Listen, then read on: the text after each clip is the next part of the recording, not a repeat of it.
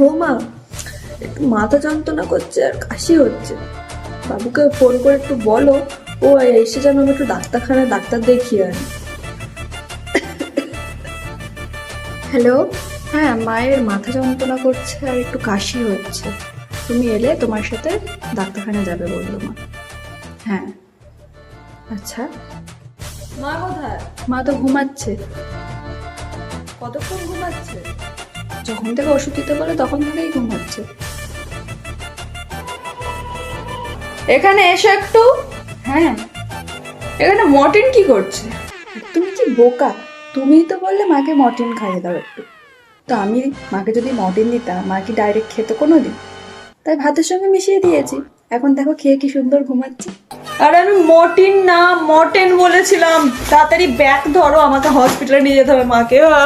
ভালো মানুষের কোনো গুরুত্ব